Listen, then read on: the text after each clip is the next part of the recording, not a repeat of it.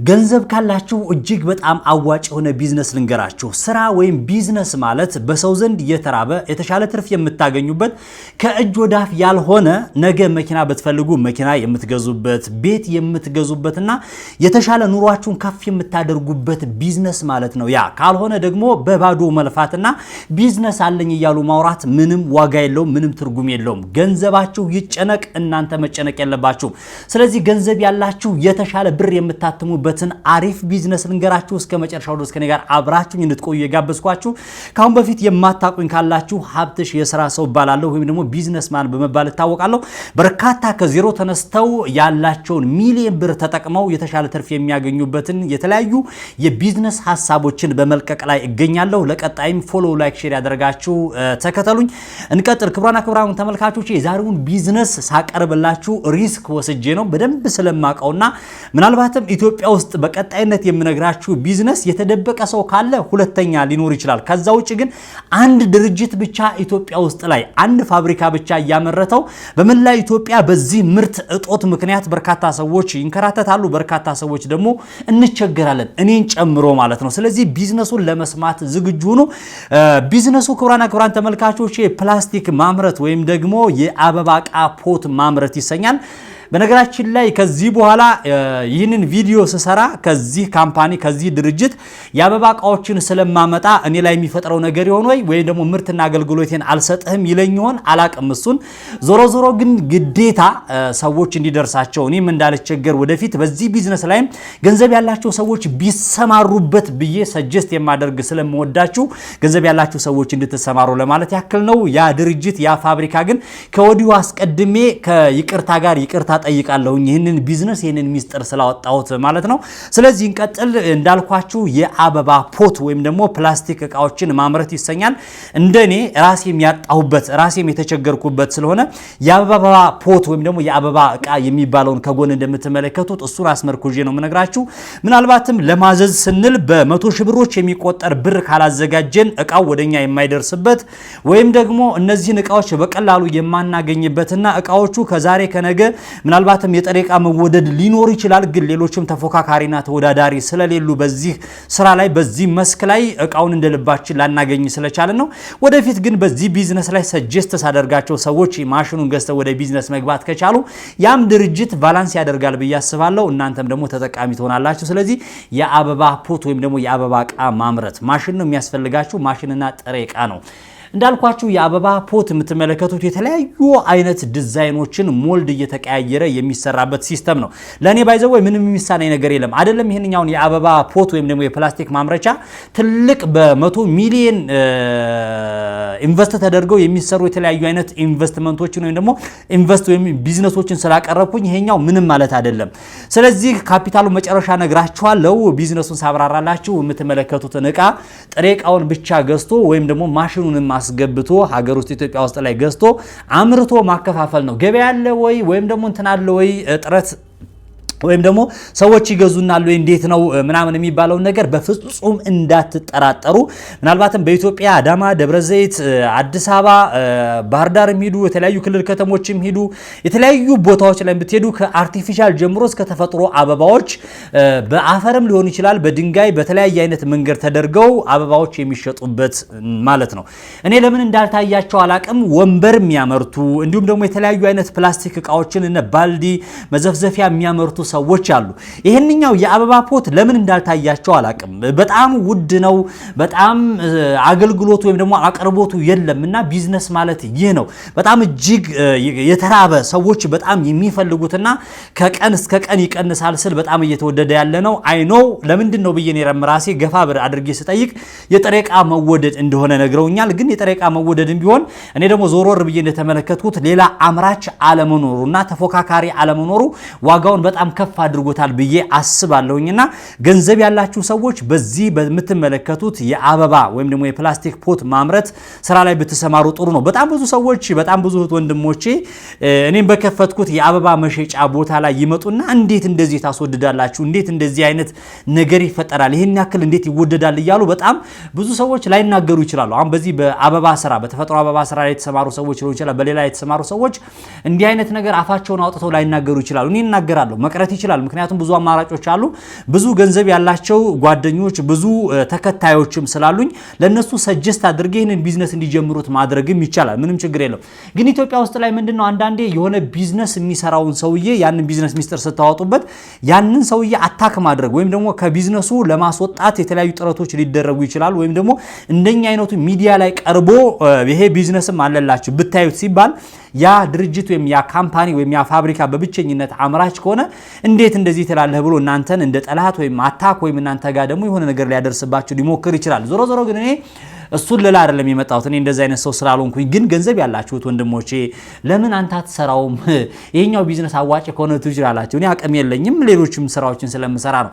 ዞሮ ዞሮ ግን በሚሊዮን የሚቆጠር ገንዘብ ያላቸው ሰዎች አሉ፣ ምን ለስራ እያሉ የሚጨነቁ በጣም ብዙ ብር ይዘው ትርፍ የሌለው ስራ ላይ የሚሰማሩ ሰዎች አሉ። ከንግድና ኢንዱስትሪ አንጻር ሊሆን ይችላል፣ ከሌሎች በህብረተሰቡ የማይፈለጉ ወይም ደግሞ ሌሎች ፋብሪካዎች ተከፍተው እነሱም በዛ ፋብሪካ ላይ የሚሰማሩ ሰዎች አሉና አሁን የምትመለከቱት የፕላስቲክ ፋብሪካ ወይም ደግሞ የአበባ ፖት ማምረት ስራ ላይ ብትሰማሩ ምን ይመስላችኋል? በጣም እጅግ አዋጭ ነው። አሁን የቢዝነስ እንዴት ነው ምናምን ግዴላችሁም እኔን እመኑኝና ከፈለጋችሁ አዜ ሚዲያ ስላለኝ እኔ ይሄኛውን ቢዝነስ እናንተ አምረታችሁ የገበያ ስርጭቱ ሊሆን ይችላል ወይ ሴልሱን ወይም አብረን ስራውን አብረን መስራት እንችላለን። እኔ ቃል ምገባላችሁ ነገር ከናንተ ምክንያቱም ከፍተኛ የሆነ የገበያ ክፍተት ስላለ ነው በዚህ ስራ ላይ በጣም አሪፍ ቢዝነስ ስለሆነ ነው። የፕላስቲክ ፖት ወይም ደግሞ የአበባ እቃ መሸጫ ወይም ደግሞ ምንድነው የሚባለው በተፈጥሮ የሀገር ውስጥም አለ የውጭም አለ። በነገራችን ላይ ከውጭ ሀገር የሚመጡት በጣም ውድ ናቸው። በነገራችን ላይ እቃነታቸው ይለያያል፣ ምንም ጥያቄ የለውም። ግን ሰው እንዳቅሙ መኖር ስላለበት ደግሞ ኢትዮጵያ ውስጥ ላይ ሳሳ ሊሉ ይችላሉ፣ ሚሊያቸው ሊለያይ ይችላል እንጂ ሰው እንዳቅሙ ግን ማግኘት አልቻለም። እኔ አንዱን ፋብሪካ ብቻ አይደለም ምለው ማቀውን እዚህ ጋር ከጎን የማቀርብላችሁን የአበባ እቃ ማምረቻ ድርጅት ብቻ አይደለም እያልኩ ያለሁት ሌላም የሀገር ውስጥ የአበባ እቃዎችን የተወሰነ የሚያመርቱ ሰዎች አሉ።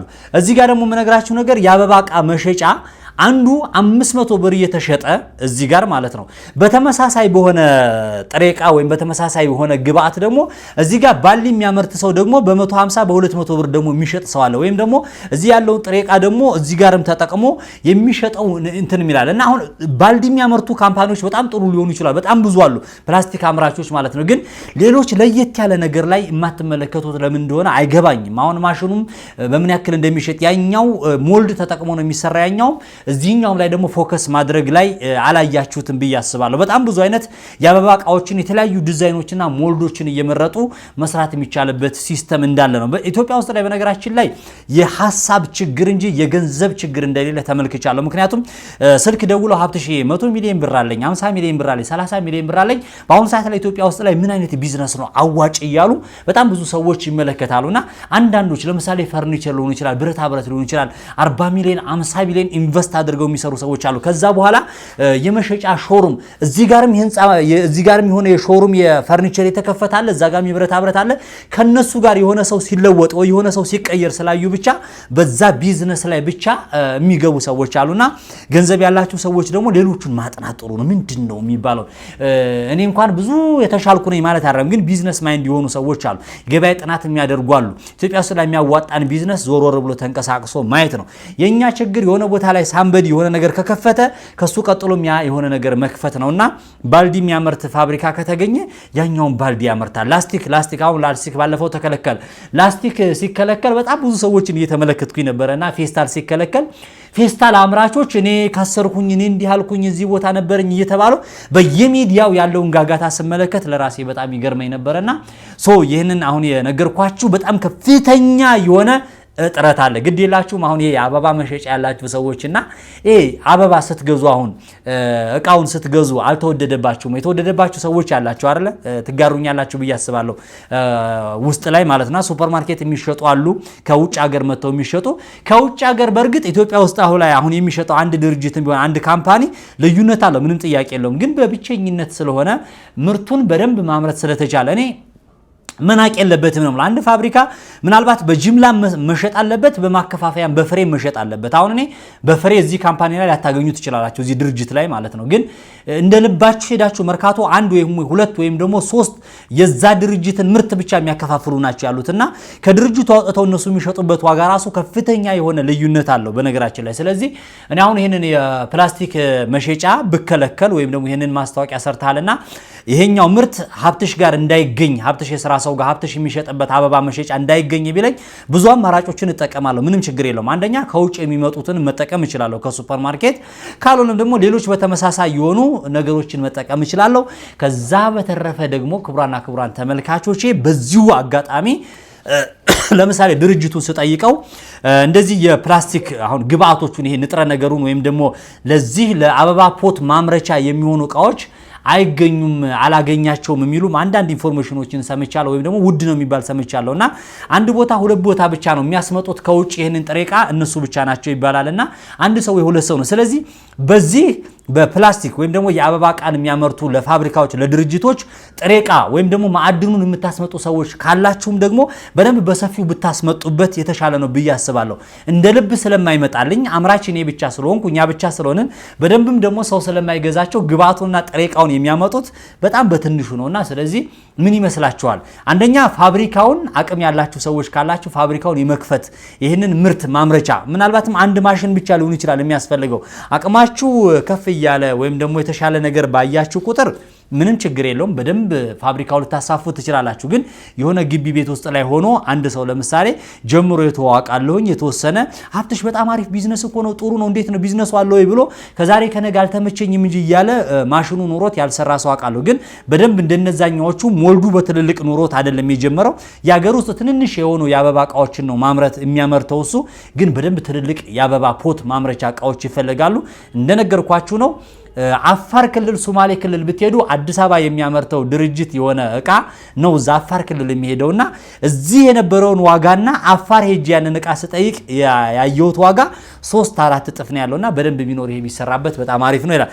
ወደ መጨረሻው ወደ ካፒታሉ ልንገራችሁና ክቡራን ተመልካቾቼ እኔ እንደምታውቁት ብዙ ጊዜ የተለያዩ የቢዝነስ ሐሳቦችን ሳቀርብ በዜሮ ምንም ሳይኖራችሁ የምትሰሯቸውን ስራዎች አቀርባለሁኝ። ለምሳሌ ኦንላይን ስራ ልል እችላለሁ፣ የማሻሻጥ ስራ፣ ሴልስ ስራ፣ ሌሎችም አንዱን ካንዱ የመሸጥ አንዱን ካንዱ የመስራት ምንም ሳይኖራችሁ የምትሰሯቸው ስራዎች በዜሮ የዴሊቨሪ አገልግሎት በዜሮ ብያለሁ። ከዛ ደግሞ በ10 ሺህ የምትሰሯቸውን ካርድ ማከፋፈል፣ ሳይክል ገዝታችሁ የዴሊቨሪ ስራ መስራት፣ እንዲሁም ደግሞ ከመርካቶ ከተለያዩ ቦታዎች ላይ እቃዎችን ገዝታችሁ አምጥታችሁ ለምሳሌ ፌስታል ሊሆን ይችላል፣ የሞባይል እቃ ከቨር አክሰሰሪ ሊሆን ይችላል ሰፈራችሁ አካባቢ ላይ ለነዚህ ሰዎች በማቅረብ የሸቀጣ ሸቀጥ እቃዎችን ከመርካቶ በማምጣት ሰፈራችሁ ላይ የትራንስፖርቱን ብቻ ሸፍናችሁና የተወሰነ ትርፍ ይዛችሁ ብትሰሩ በቀን 1000-2000 ብታተርፉ በወር እስከ 30000 ብር ይመጣላችኋል የሚል ሰርቻለሁ። ከዛ በ50000 በ100000 በ200000 በ300000 እያልኩ ተናግሬያለሁ። ዛሬ ደግሞ ግን የምናገረው ደግሞ ይሄንን ስራ ገንዘብ ካላችሁ ስለሆነ ያልኩት ገንዘብ ላላችሁ እስኪ ለዜሮ ምንም ለሌላቸውም ለ10000 ብሮችም ለ50000 ብሮችም ከተናገረን በሚሊዮን ብር ላላቸው ሰዎች ደግሞ ይሄኛውን ቢዝነስ ሰጀስት እናደርጋቸው። ስለዚህ እንዳይከፋችሁ ሀብትሽ እስካሁን የነገርከኝ እኔኮ በትንሽ ብር የሚጀመር መስሎ ልትሉ ትችላላችሁ። ግድ የለም ነገ ትደርሱበታላችሁ። ግን ገንዘብ ላላቸውም ደግሞ ሰጀስት እናደርግ። ምክንያቱም ነገ ጧት እነዚህ ሰዎች ሌላ የስራ እድል ስለሚፈጥሩ ማለት ነው።